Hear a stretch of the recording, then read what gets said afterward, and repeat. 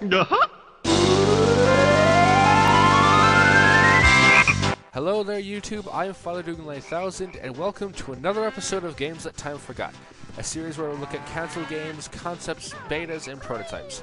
Now, quite recently, a team of ex-employees of beloved developer Rare are attempting to make a spiritual successor to the Nintendo 64 platforming duo, Banjo-Kazooie, and are trying to get support for the project via Facebook. And in addition to spreading the word about that, I thought it'd be a fun coincidence to tackle Project Dream, the ambitious project that would eventually become Banjo-Kazooie. Now, due to Rare's media-shy nature, all that exists in the game are several concept art pieces, unused music tracks, and one screenshot of one of the several versions of the game. So please forgive me for the massive lack of gameplay footage. Also, I'll be talking about the game's composer Grant Kirkhope a lot, since he's the only person on the development team who's actually spoken about the game at the time of this recording. Now, Project Dream began development for the Super Nintendo in 1995, and was going to be Rare's magnum opus. They kept whatever developments the game had within the company building for the sake of surprise, and the game was even being held by Tim and Chris Stamper, the founders of Rare back when it was known as Ultimate Play the Game. The story was going to be about a young human boy named Edison and his adventures to stop the dastardly Captain Black-Eye and his crew of pirates. Originally, the game was going to use pre-rendered graphics along the line of Rare's Donkey Kong Country trilogy, and while no gameplay footage of this particular version was ever produced, Grant Kirkhope said that he saw a demo of the game when it was on the Super Nintendo and stated that, and I quote, "I was blown away. It looked beautiful and a step up above the Donkey Kong Country games." However, the project seemed a bit too ambitious for the Super Nintendo to handle and was probably moved over to the upcoming Ultra 64 console.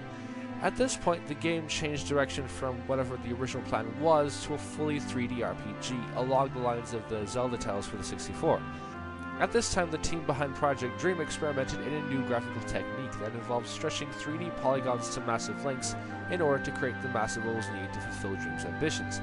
And while this did work, the framerate crapped out and showed the team that the 64 simply wasn't powerful enough to handle the project's ambitions.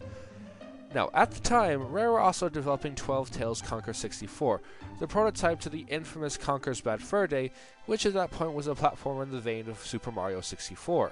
The team behind Project Dream looked at 12 Tales and decided to use the same kind of graphics used in 12 Tales. And while this did work in the game's favor, it also meant scaling back Project Dream to a much more manageable level, and because of this, the game started to change over time. The gameplay changed from its RPG style to a 3D platform in order to suit the new graphics, and it's a tribute to Rare's platforming heritage. But probably the most well-known change came with the main character Edison, who was considered generic by most of the developing team and was swapped out for one of the side characters, a brown bear who happened to go by the name of Banjo. And eventually the whole game changed to a point where it was nothing like the original intention, but in its place came what is to this day considered to be one of the finest platformers of the Nintendo 64 era and one of Rare's best games overall. While there's no gameplay footage to prove whether or not the game would have at least had fun-looking gameplay in either its Super Nintendo or 64 incarnations, it's a shame that such an ambitious project never came to its original fruition. However, the whole thing didn't go to waste. As already mentioned, it gave us the Banjo-Kazooie series in its place, but in addition to that, Captain Black-Eye appeared in the sequel Banjo-Tooie, where he even references the original project by saying that he had a dream once, and several music tracks composed by Grant Kirkhope for the game found their way into other Rare projects such as the Banjo games and Viva Pinata, and eventually were put onto the internet for people to listen to. And who knows?